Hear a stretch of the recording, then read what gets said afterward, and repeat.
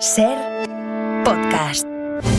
Hola, muy buenos días. Hay titulares o encuestas que muchas veces no nos dan grandes sorpresas, que apuntan tendencias que ya sospechábamos, pero que nos sirven para cuantificar esas tendencias y saber si van a más o van a menos. Ha pasado con el último sondeo del CIS, que mide el efecto que tiene el ruido político. El 85% de los españoles cree que hay mucha crispación y pide a los grandes partidos, al PSOE y al PP, que lleguen a acuerdos para renovar el poder judicial, para luchar contra la violencia de género o para rebajar el precio de la energía. El 11% de los encuestados cree que todos los partidos tienen la culpa por igual de esa crispación, otro 11% la atribuye a Vox, casi el mismo porcentaje de los que achacan la responsabilidad al PSOE y un 6% al PP. José Luis Astre, hola. Hola, buenos días. Y eso que la encuesta se hizo a finales de abril, cuando apenas estaba empezando el escándalo por el espionaje a políticos con Pegasus. Al margen de la brecha de seguridad, aquello abrió una brecha entre el gobierno y sus socios, de Podemos y de Esquerra, y hoy sabremos el estado en que está esa relación. Porque hoy debate el Congreso la Ley de Seguridad Nacional, a la que Junts y Esquerra han presentado enmiendas a la totalidad. Los republicanos llegaron a plantearse ayer retirarla en un gesto de distensión, pero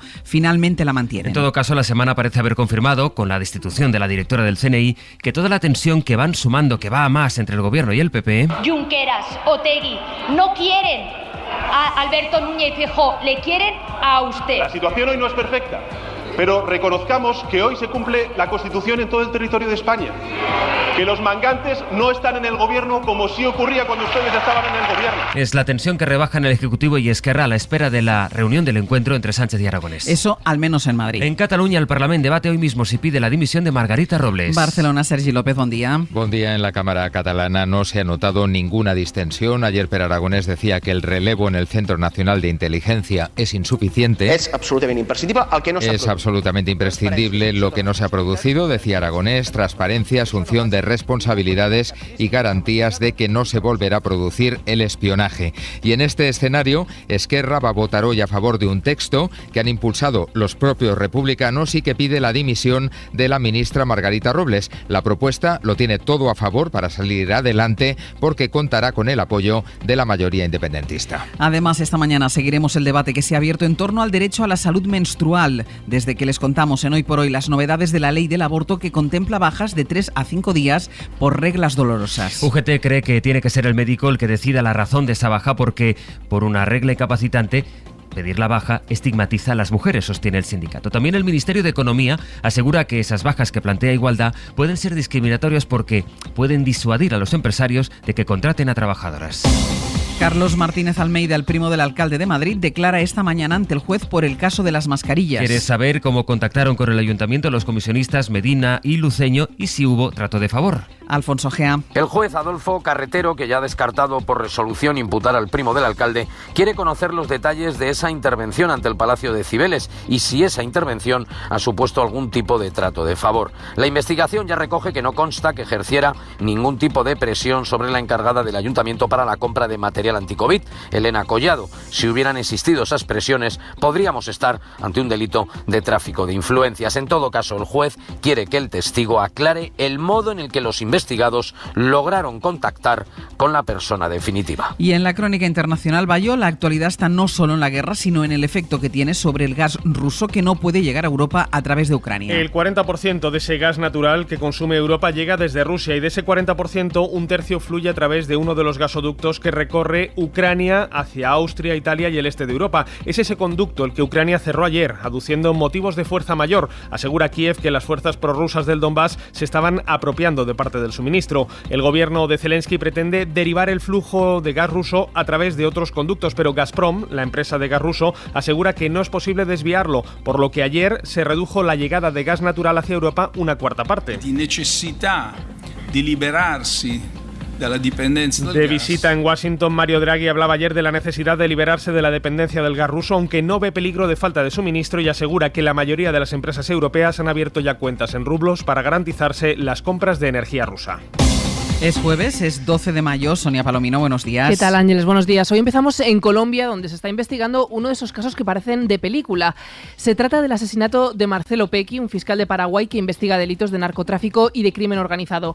Pero no le asesinaron en cualquier momento. Estaba en su luna de miel junto a su mujer. La pareja acababa de anunciar además que estaba esperando a su primer hijo, y cuando iban paseando por la playa se acercaron dos hombres en una moto que lo mataron a tiros. El gobierno nacional, a través de la Policía Nacional, ofrece hasta 2.000 millones de pesos de recompensa para ubicar e identificar a los autores materiales del homicidio del fiscal paraguayo. El gobierno ofrece casi 500.000 euros a quien localice a los autores del asesinato. Las primeras investigaciones apuntan a su vinculación con el crimen organizado. Paraguay, donde trabajaba este fiscal, se ha convertido en una de las principales vías de hecho para el tráfico de cocaína. ¿Y el tiempo para hoy, Sonia? Pues hoy se tuerce un poco el tiempo en gran parte del país. Va a llover en Galicia, el Cantábrico y en Castilla y León a lo largo del día y bajan un poco las temperaturas en prácticamente todo el país, sobre todo en el sur, en Andalucía y también en Canarias. Y ojo al viento en el estrecho, hay alerta por rachas de hasta 80 kilómetros por hora en Cádiz.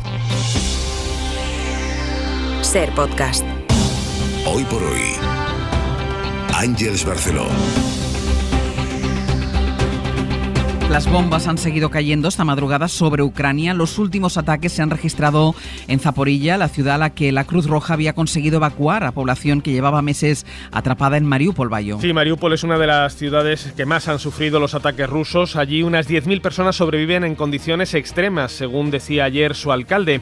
En Mariúpol, en su acería, siguen atrapados además miles de combatientes ucranianos rodeados por las fuerzas rusas desde hace semanas. Son esos combatientes a los que la viceprimera ministra ucraniana, Irina Vereshchuk, propone ahora intercambiar por prisioneros de guerra rusos. Su jefe, el presidente Volodymyr Zelensky, ha conversado esta noche con el alemán Olaf Scholz acerca de la cooperación militar y energética entre Ucrania y Alemania. Desde Berlín, el ministro de Economía alemán confirmaba anoche que su país podría aguantar sin el gas ruso el próximo invierno. Eso sí, si los alemanes reducen su consumo y si se acaban de instalar y conectar los nuevos depósitos de gas licuado que Alemania está creando en alta mar. Sobre las consecuencias de la invasión en la geopolítica, la primera ministra y el presidente de Finlandia van a comparecer de manera conjunta este jueves para pedir su ingreso en la OTAN, algo que Rusia rechaza de plano. El Reino Unido ha acordado un pacto de seguridad con Finlandia y también con Suecia, ahora que estos dos países han manifestado su intención de solicitar su ingreso en la OTAN. El primer ministro Boris Johnson ha prometido el apoyo británico ante una hipotética agresión rusa. Y sobre las consecuencias económicas de la guerra ya les decíamos que Ucrania ha cortado parte del suministro de gas ruso que pasaba por su territorio. Y eso puede tener efectos en Europa no mucho tardar. El consejero delegado de Repsol, Josué Imaz, reconoce que el suministro de esta energía está en peligro en los próximos meses. Todo lo que podemos acelerar porque tenemos un problema de seguridad de suministro en los próximos 6 o 7 meses que evidentemente va a impactar de una forma dramática.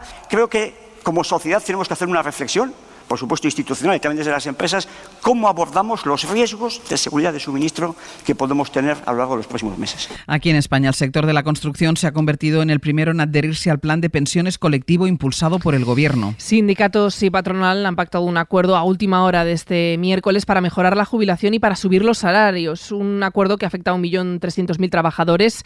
La SER ha tenido acceso al borrador que contempla una subida del 10% de los salarios en los próximos 3 años. En el resto de sectores, la negociación ha fracasado para este año. Los sindicatos se van a reunir esta mañana para estudiar respuestas al bloqueo de la patronal. La negociación ha fracasado para este año, que aboga por aplazar las subidas salariales. Alejandra de la Fuente. A las 12 de la mañana se reúnen los sindicatos, UGT y comisiones obreras para analizar la situación de la negociación colectiva y determinar la acción sindical que llevarán a cabo en los convenios sectoriales y de empresa después de que la COE anunciase que no se deben vincular los salarios a la inflación, sino a la productividad, al empleo y al comportamiento del PIB, entre otros. Recordemos que el pacto para la subida salarial que llevaban negociando sindicatos y empresarios ha fracasado de momento para este año. En dicha negociación, los empresarios proponían una subida del 3,5% para este año, del 2,5% para el que viene y del 2% para el año 2024. Eso sí, sin cláusulas de revisión salarial, algo que para los sindicatos era imprescindible para que los trabajadores no pierdan poder adquisitivo.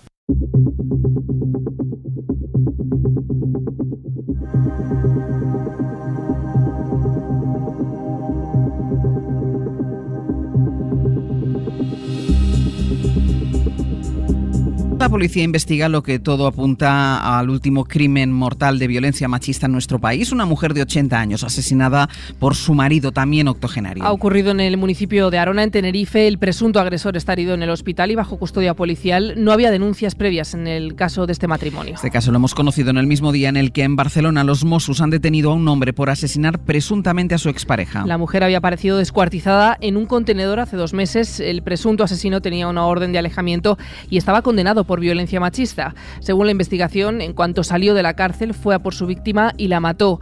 El 016 es el teléfono para denunciar la violencia machista. Es gratuito y no deja rastro en la factura, aunque sí hay que borrarlo de la lista de llamadas. Y el 024, el número contra el suicidio, ha recibido 1000 llamadas en su primer día de funcionamiento. Un dato que evidencia, según Sanidad, que la puesta en marcha de este teléfono era necesaria. Teresa Rubio. En la presentación del Plan de Salud Mental, que ha sido aprobado por unanimidad, la ministra ha hecho balance del primer día del teléfono de atención al suicidio. El importante número de llamadas recibidas, en torno a 1 millar, en torno a 1000, tuvieron una atención directa.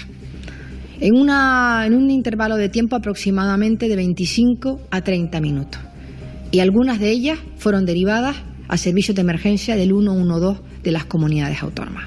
Por tanto, del primer día de funcionamiento del teléfono se ha puesto en evidencia la necesidad del mismo, la importancia de contar con este recurso. En los casos que se considera que hay un riesgo inminente para la vida del afectado, los profesionales se ponen en contacto con los servicios de emergencia para enviar ayuda inmediata. En Madrid, la policía ha detenido a 7 menores, todos miembros de la banda de los Trinitarios. Están acusados de matar hace 2 semanas y a plena luz del día a un joven de 18 años de la banda rival de los Dominican Don't Play. Solo en los últimos 3 meses, 4 personas han sido asesinadas en peleas entre bandas. Radio Madrid, Laura Gutiérrez, buenos días. Buenos días. Y el asesinato de Villaverde pudo ser una venganza, es lo que apunta la investigación, aunque todavía falta el análisis de ADN del joven de 18 años asesinado, que pudo estar implicado en otro homicidio de un menor de 15 también en Madrid días antes. Cada uno de estos chicos pertenecía a bandas juveniles rivales, el de 18 a los Dominican Don't Play y el de 15 a los Trinitarios. La policía ha detenido a 7 miembros de los Trinitarios por el crimen de Villaverde. Lo engañaron, le hicieron creer que había quedado para una cita y aparecieron en grupo con palos y armas blancas hasta que acabaron con su vida. El plan de la delegación del gobierno para hacer frente a estas bandas se salda hasta el momento con 400 detenidos. Medio millar de agentes están centrados en acabar con esos grupos. Bruselas quiere que las grandes plataformas de Internet eliminen los contenidos de pornografía infantil que detecten. La Comisión Europea ha presentado una propuesta legislativa para obligar a estas empresas a rastrear y borrar todo el material, algo que hasta ahora solo era una recomendación. Corresponsal comunitaria Griselda Pastor. La Comisión tiene muy claro por qué se necesita esta propuesta, y es que en el 2021, comparado con el 2020, hubo un aumento de un 64% de casos de abusos a menores detectados en las redes sociales.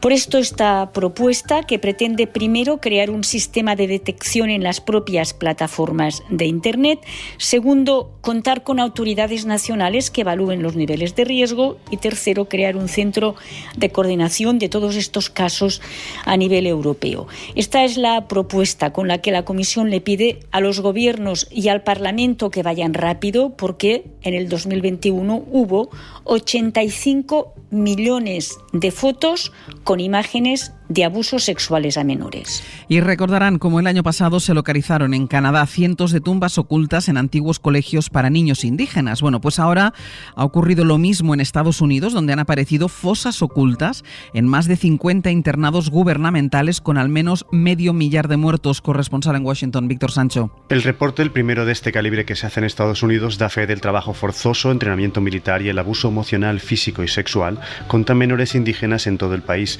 en un proceso llamado de asimilación, pero que en realidad estaba destinado a eliminar la identidad y culturas indígenas. Traumas que para la secretaria del Interior, Deb Haaland, precisamente la primera indígena en llegar al gobierno del país, se mantienen en la actualidad y que hay que poner luz y hacer un ejercicio de memoria para tratar de reparar unas acciones que en los primeros pasos de la investigación han encontrado la muerte de más de medio millar de niños bajo la tutela de internados gubernamentales. Estados Unidos da con esto un primer paso que en su vecina Canadá ya se produjo desde hace tiempo y que saltó a primera línea de la vida pública y política hace un año, en un azote que incluso ha llevado al Vaticano a pedir disculpas oficiales por la muerte de indígenas en internados bajo su tutela. Las investigaciones canadienses, por el momento, han encontrado más de 1.200 tumbas de menores indígenas víctimas de este tipo de internados.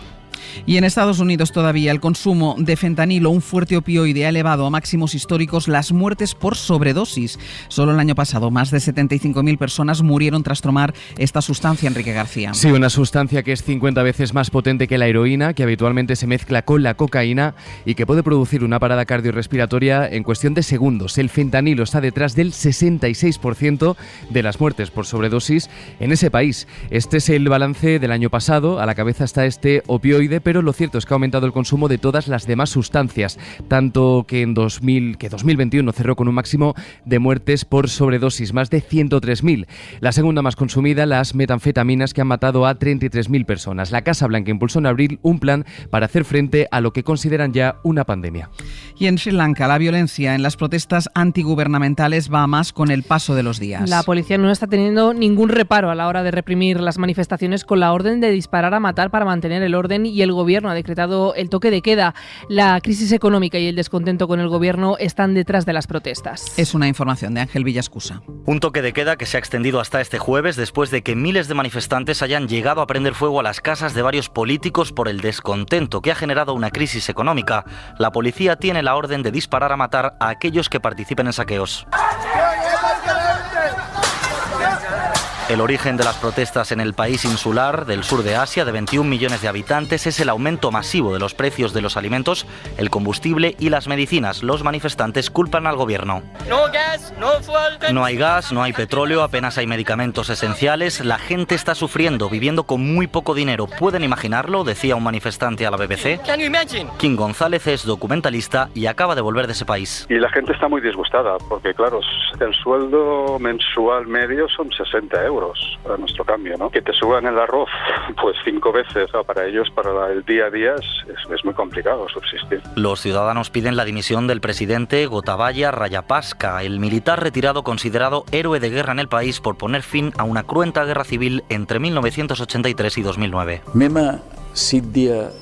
Rajapaksa se ha negado a abandonar el cargo, aunque ha obligado a dimitir a su hermano, el primer ministro del país, para intentar aplacar las protestas. Y está reunida en Marrakech la coalición ministerial contra el Daesh, contra el Estado Islámico. El objetivo es frenar el crecimiento del yihadismo en África. La mitad de las muertes por terrorismo el año pasado se registraron en ese continente.